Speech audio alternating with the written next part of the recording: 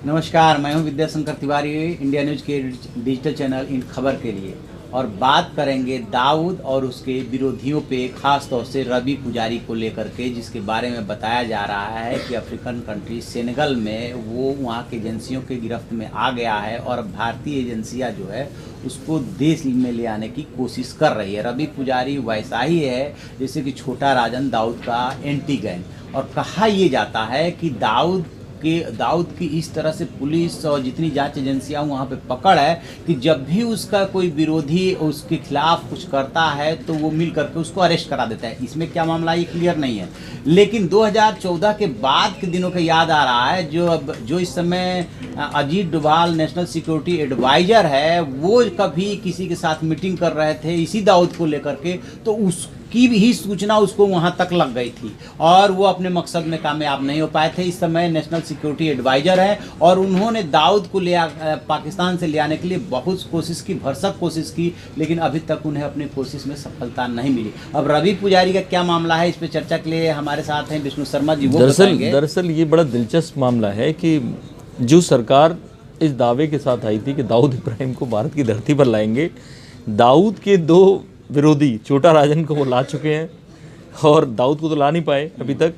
और दूसरा जो है रवि पुजारी, उसके बारे में खबर आ रही है कि उसको जल्दी लाने वाले हैं, सेनेगल में गिरफ्तार हो चुका है, ऐसी खबर आ रही है, हालांकि एजेंसियों ने कंफर्म नहीं किया है। तो मैं रवि पुजारी के बारे में आपको बता दूं, कर्नाटक का रहने वाला है, कम उम्र में बॉम्बे आया, दाऊद के गिरोह में शामिल हुआ, छोटा राजन का दायां हाथ बन गया।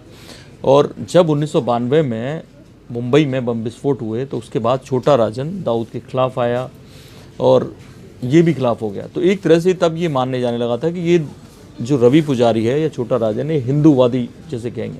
हालांकि जब छोटा राजन पर हमला हुआ विदेश में, तब रवि पुजारी उससे अलग हो गया।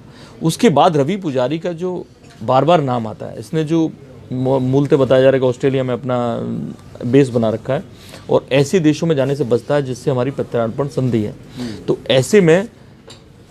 ऐसे में होता क्या है कि लगातार कोई धमकी आती है, रवि पुजारी ने दी, किसी और को धमकी मिलती है, रवि पुजारी ने दी, और वो लगातार उन लोगों को टारगेट करता है जो दाऊद के करीबी माने जाते हैं, हालांकि ये केवल आरोप होते हैं तब भी, और या जो कहीं ना कहीं जो संघ बीजेपी के विरोधी हैं।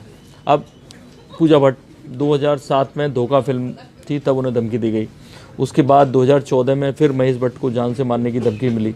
भट्ट परिवार के अलग अलग लोगों को, मुकेश भट्ट को भी उन्होंने धमकी दी। उसके पीछे रवि पुजारी का, शाहरुख खान के करीबी, हाँ उसी मामले में आपको बताऊंगा, शाहरुख खान के जो करीबी थे मोरानी ब्रदर्स को लेके बड़ा कई बार डाउट रहा है कि इनके दाऊद से कनेक्शन हो सकते हैं, कई बार आरोप लगते हैं। जो शाहरुख के तमाम स्टेज शोज़ हैं वो लोग करते हैं, तो ऐसे में इन लोगों पर भी आरोप होते रहे। उसने कहा कि मुझे ओवरसीज राइट्स चाहिए तुम्हारी फिल्म के, जो उसको नहीं मिले तो उसने उन पर शायद गोली चलवा दी। ये कहा गया कि ये गोली रवि पुजारी ने चलवाई। कई बार किसी पे गोली चलती थी और उसका सीधे रवि पुजारी उसको क्रेडिट लेता था। ये होता था या नहीं होता था वो अलग बात है, लेकिन ऐसे कई लोग, रमेश सिप्पी कभी शिकायत नहीं की, उनके ऊपर आया कि उनको भी धमकी दी। ऐसे तमाम सारे लोग, यहाँ तक कि अभी जो नए लड़के हैं, जिग्नेश मेवानी, जितने भी टुकड़े गैंग जो बोला गया, और जिग्नेश मेवानी, उमर खालिद, जब जेएनयू वाला किस्सा हुआ तब भी रवि पुजारी कूद गया, उसने इन लोगों को धमकी दी, इन लोगों ने शिकायत दर्ज कराई। तो ऐसे में वो कहीं ना कहीं छोटा राजन जब गिरफ्तार हो गया तो उसकी कमी को भी उससे पहले भी वो दाऊद के खिलाफ अपने को पेश करता रहा। कई इंटरव्यूज में उसने बताया, स्ट्रेटजी का पार्ट भी हो सकता है कि वो कहीं ना कहीं ये बताए कि उसके प्रति थोड़ी सी सहानुभूति बने कि वो देश के लिए गैंग चला रहा है।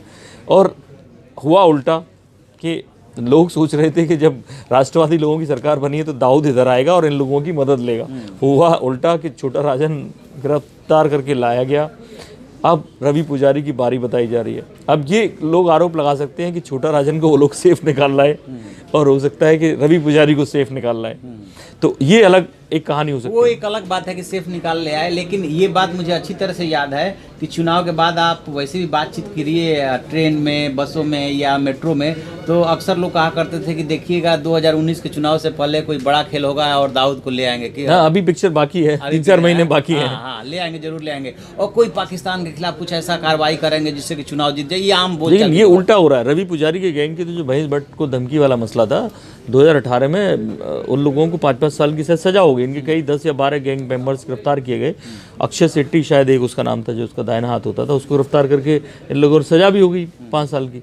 तो ऐसे में लगातार ये हो रहा है कि जो सारी जो डी गैंग के विरोधी थे वो लगातार पुलिस की गिरफ्त में आते जा रहे हैं। चलिए अब देखते हैं कि अब सेनेगल से क्या होता है, कब तक वापस उसे भारतीय एजेंसियाँ लेके आती है। अभी तो सब्जेक्ट टू कन्फर्मेशन है।